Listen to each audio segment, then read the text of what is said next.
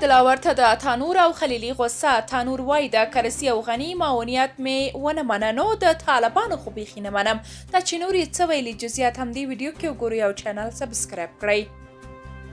د افغانستان یو شمېر مخکنیو چارواکو د طالبانو د کانونو او پټرولیم وزارت د سرپرست مولوي شهاب الدین دلاور وروستیو څرګندونو ته غبرګون ښودلی.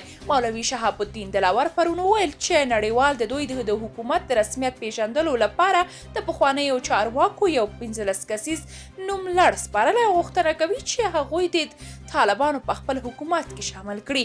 شهاب الدین دلاور د دغو کسانو نومونه وانخیستل، خو هغوی په خاینانو وبلل.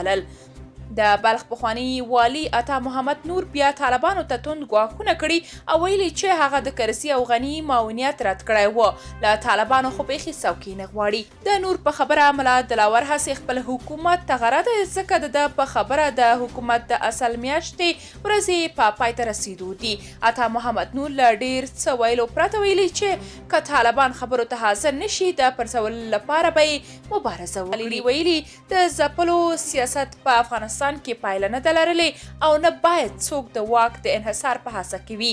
خلیلي غوښتنه کړې چې په افغانستان کې د یو غیر متمرکز دیموکراتیک په عدالت ولاړ او د قواو د تفکیک لرونکی نظام رامنځته شي. کریم خلیلي دا څرګندونې په هغه پیغام کې کړي چې د طالبانو په لاس کې د خپل ګوند د وژل شوي مشر عبدالعلي مزاري د تلین په مناسبت خپور کړی دی.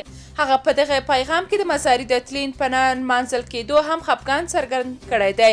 طالبانو بیرته د خلیلي او عطا محمد نور خبرو ته عکس العمل نه دی څرګند کړی. تاسو که د دې موضوع په اړه کوم نظر لرئ، کومنټ کې شریک او چینل سبسکرایب کړئ.